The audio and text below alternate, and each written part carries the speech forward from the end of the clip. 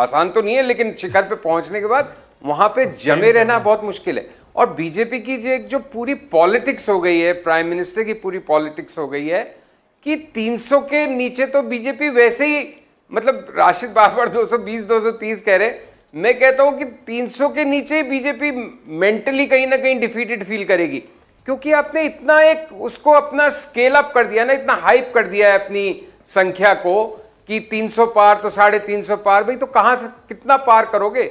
2-2 4-4 भी मिलके आपका घड़ा कमजोर करेंगी। तो वो चुनौती है बीजेपी के सामने कि ये जो लॉसेज हैं इनको कहां कॉम्पनसेट करेगी बीजेपी, वो भावेश और आप बताएंगे।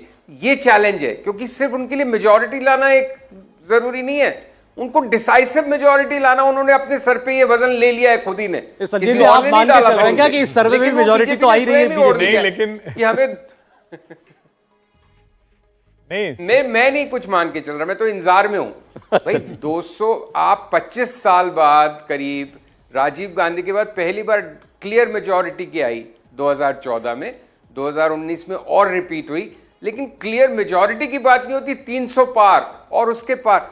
तो वो भी एक वजन अब ओढ़ के चलना पड़ रहा है भारतीय जनता पार्टी को, जो एक्सपेक्टेशंस का वेट अपने सपोर्टर्स और स्वयं के लिए उन्होंने बना लिया है लास्ट 9-10 साल में कि हमेशा बेटर करना है। तो बेटर भी नहीं होता तो वो भी एक किस्म की मॉरल हार हो जाती है। नहीं, संजीव जी जो बात कह रहे हैं कि 300 के पार का बोझ लेकर चल रही है बीजेपी, एक और बोझ लेकर चल रही है।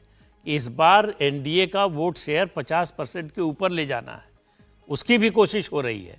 तो एक नहीं, दो बोझ हैं, तो दोनों बोझ ऊपर उठाएंगे या नीचे गिराएंगे, ये देखने की बात। अच्छा, आप में से कोई राजस्थान से है क्या? कोई जो या पीछे से कहीं राजस्थान से आते हो? बीजेपी राजस्थान, छत्तीसगढ़, गुजरात, ये वो स्टेट्स हैं जहां मानते हैं इधर से, कहां से? जी अच्छा, तो आप बताइए जरा, हमें राजस्थान का हाल बताइए। राजस्थान में सर फिलहाल अशोक गहलोत की सरकार है, जो कि जनता को लालच दे रही है, एक तरीके से औरतों को जो है आगे बढ़ावा कर रही हैं। मोबाइल फ़ोन बांटे जा रहे हैं कि जनता से वोट लिए जाएं। और फिलहाल अभी जो है मोदी जी राजस्थान का दौरे पे जा रहे हैं, तो अशोक गहलोत ने एक ट्वीट भी किया था कि पैर में चोट लगने की वजह से मैं स्वागत करने या मिलने तो नहीं आ पाऊँगा, लेकिन मैं ट्वीट के ज़रिए उनका अभिनंदन करूँगा। तो कहीं ना कहीं ये चीज़ें हैं कि आपस में पार्टियों के बीच में जो मतभेद होना चाहिए वो वहाँ पर जारी है कि अशोक गहलोत प्रधानमंत्री के स्वागत के लिए भी नहीं आएंगे।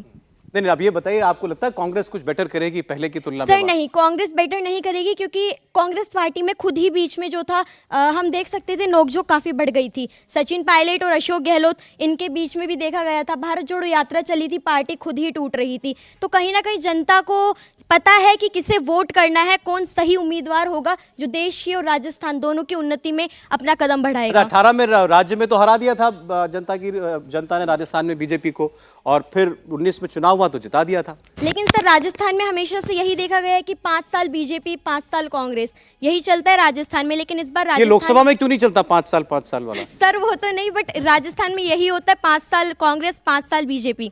तो इस बार कहीं ना कहीं बीजेपी आएगी।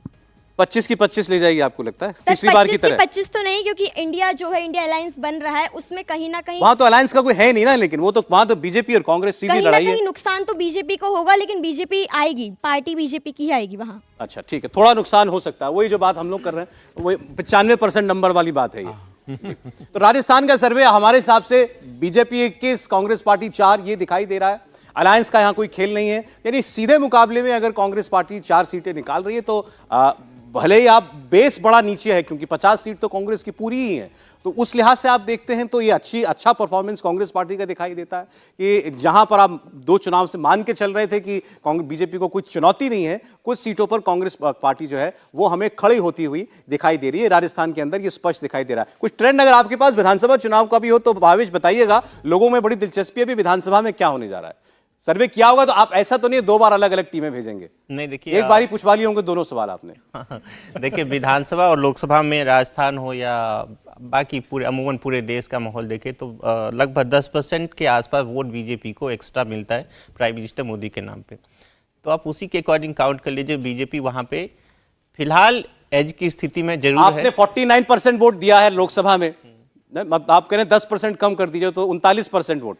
बाकी 5 साल का एंटी इनकम्बेंसी तो है कांग्रेस के साथ, लोग मान नहीं रहे, लेकिन 5% एंटी उसका इनकम्बेंसी जोड़ देते हैं बीजेपी के लिए। ऐसे मैथमेटिक्स काम नहीं करता। देखिए बहुत सारे परमुटेशन कॉम्बिनेशन देखने के बाद आप पाएंगे कि राजस्थान कह में रहे हैं कि विधानसभा पे अलग शो करिए, हम ऐसे नहीं बताएंगे, ऐसे ही कह रहे हैं आप। बिल्कुल सही पकड़ा आपने, खर्च किया है और बिल्कुल आप सही, ऐसे मुफ्त में ले जाना चाहते हैं। बिल्कुल सही पकड़ा आपने। पर मैं एक चीज और जो संजीव जी कह रहे थे, देखिए 190 सीट है देश भर में ऐसे जहां पे कांग्रेस वर्सेस बीजेपी हुई थी 2019 पे। ये वहां कोई आंकड़ा तीसरी पार्टी नहीं है। वहां पे तीसरी पार्टी नहीं थी, ठीक है, जिसमें यूपी की भी 4 सीटें हैं और बिहार की भी है और अलग अलग पूरे देश भर की 190 सीटें, जिसमें बीजेपी 175 सीटें जीती थी। और बीजेपी का जो वोट शेयर वहां पे था लगभग 90% सीटों पे 50% से ऊपर। क्या बताते हैं 90% सीटों पर? 90% सीट जो बीजेपी जीती थी वहां पे उनका वोट शेयर 50% से ऊपर है। अच्छा, इन 190 में से 190 में बीजेपी कांग्रेस की डायरेक्ट फाइट, 175 इसमें से 175 बीजेपी जीती और इनमें से 90% सीटों पर 50% से ज्यादा वोट। तो ये इतना गैप है बीजेपी और कांग्रेस के बीच हाँ, में। तो वही चीजें देखना है कि कांग्रेस इस गैप को कैसे पाटेगी। वो हो सकता है, देखिए अभी लोकसभा इलेक्शन में काफी समय, हो सकता है सिनेरियो बदल जाए। राजस्थान में देखिए, अभी पहले मैं एक चीज क्लियर कर दूं ताकि लोग कंफ्यूजन ना हो। देखिए सीट का जो कन्वर्जन होता है वोट का, बहुत सारे फैक्टर्स को ध्यान में रखते हुए हम लोग करते हैं, जिसमें किसी पर्टिकुलर सीट का पिछले 3 चुनाव का क्या इतिहास है वो सब ध्यान में रखते हुए। तो 4 सीटें जो दिख रही है उसमें बहुत सारे फैक्टर को ध्यान में रखते हुए किया गया है। हालांकि 2 पार्टियों के बीच में बहुत ज़्यादा गैप है यहाँ राजस्थान में, बीजेपी वर्सेस कांग्रेस के बीच में, लेकिन ये 4 सीटें दिख रही है वो एक एंटी इनकमेंसी जो बीजेपी के 24 MP है उसके खिलाफ को रिफ्लेक्ट भी करते, वो भी करते हैं। अभी देखिए समीर जी ने जो बात कही, आपने अभी डेटा से उसको बताया कि वो क्यों सही है, कि मार्जिन बहुत ज्यादा है। 50% से जीती बीजेपी, 4 लाख प्लस वाली मार्जिन वाली सीटें इनमें बहुत सारी हैं। उन्होंने, इनका कहना यह था कि पहले आप वो मार्जिन कवर करें फिर उसके ऊपर वोट लाएं। ये इतना बड़ा फासला आ जाएगा 5 साल में, ये नहीं लगता कि कांग्रेस पार्टी कोई सीट निकाल पाए, ये उनका तर्क था।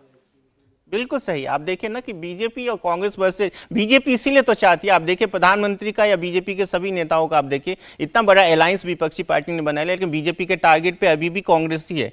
बीजेपी चाहती है कि ये पूरे चुनाव बीजेपी वर्सेस कांग्रेस ही रहे, उसमें कोई और क्षेत्रीय पार्टी ना रहे, क्योंकि बीजेपी के लिए एक कंफर्टेबल सिचुएशन है कि वो यदि कम से कम वो 190 सीटें जहां पे कांग्रेस के साथ था बीजेपी का फाइट हो, तो वो उस स्थिति में अपने आप को एक एज अपने लिए मान के चलते। चले, हमने अभी राजस्थान की बात की है और अभी जो जिस ओर भावेश ने हमें अभी इशारा किया, वो 190 सीटें जो सीधे कॉन्टेस्ट वाली हैं वो बहुत महत्वपूर्ण है। मणिपुर, असम, राजस्थान की इन लोकसभा सीटों का जिक्र हमने किया, 50 लोकसभा सीटों का जिक्र हो चुका है। अब एक छोटे से ब्रेक के बाद हम बात करेंगे 2 और राज्यों की जहां इस साल विधानसभा के चुनाव भी होने हैं। ये राज्य हैं छत्तीसगढ़ और मध्य प्रदेश। 2024 के लिए क्या कहता है छत्तीसगढ़ और मध्य प्रदेश के जनता का, वोटर का मिजाज, यह आपको हम दिखाएंगे। जारी है देश की आवाज, फौरन हाजिर होते हैं।